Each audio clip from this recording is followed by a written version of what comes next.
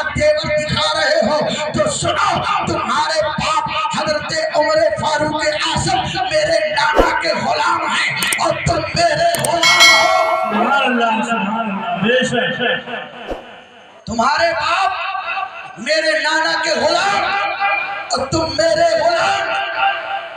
جیسے ہی حضرت عبداللہ نے یہ بات سنی، چہرے کا جغرافیہ بدل گیا۔ جب چہرے کا جغرافیہ بدلا، چہرہ سرد پڑ گیا، آنکھوں میں آنسو لے کر کھیل کے میدان سے نکلے، مسجد نبوی میں آئے تو کیا دیکھا؟ صحابہ کرام کے جھرمٹ میں میرے والد محترم حضرت سیدنا عمر فاروق اعظم تشریف فرما ہے۔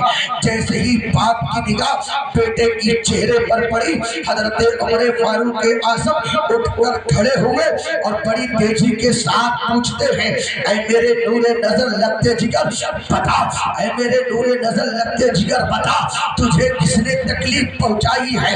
عزیزان ملت اسلامیہ نے ہی اس کو نماز پڑھنے کا سلیقہ سکھایا ہے، باپ نے ہی اسے قرآن پڑھنے کے لیے مدرسے میں بھیجا ہے، باپ نے ہی اس کو امین و صادق بنایا ہے، باپ نے ہی اس کو اچھا اور نیک بنایا ہے۔ اگرچہ وہ اولاد ماں باپ کے لیے دعائیں مغفرت نہ کرے، لیکن جب وہ بچہ قرآن پڑھے گا، نمازیں پڑھے گا، سچ بولے گا، کار خیر کرے گا، اس کو بھی ثواب ملے گا، اس کے والدین کو بھی ثواب ملے گا۔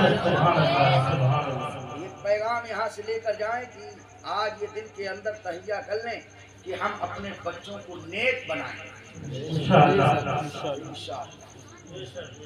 انشاءاللہ ہم اپنے بچوں کو نیک بنائیں گے اور ان کو نماز پڑھنے کے لیے حکم دیں گے، لیکن شرط یہ ہے پہلے تم خود نمازی ہو جاؤ۔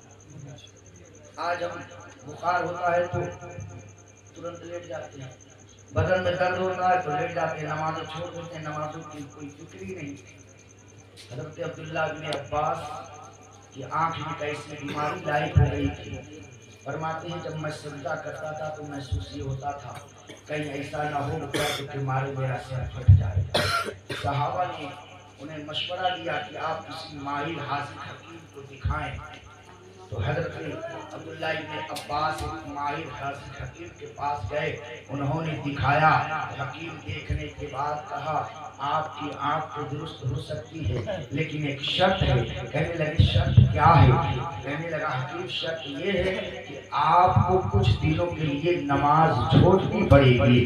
حضرت عبداللہ ابن عباس نے فرمایا اے حکیم کان کھول کے سن لے، پوری زندگی اندھا رہنا گوارا ہے لیکن ایک وقت کی نماز چھوڑنا گوارا نہیں۔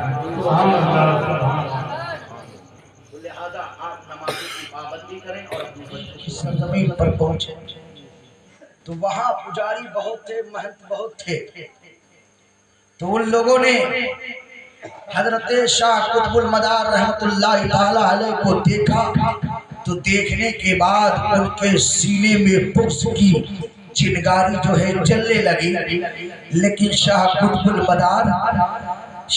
المدار کی ذات وہ ذات ہے کہ اگر ان کے چہرے کو دیکھ لیتے تھے لوگ تو کلمہ پڑھ کر قدموں میں گر جایا کرتے تھے۔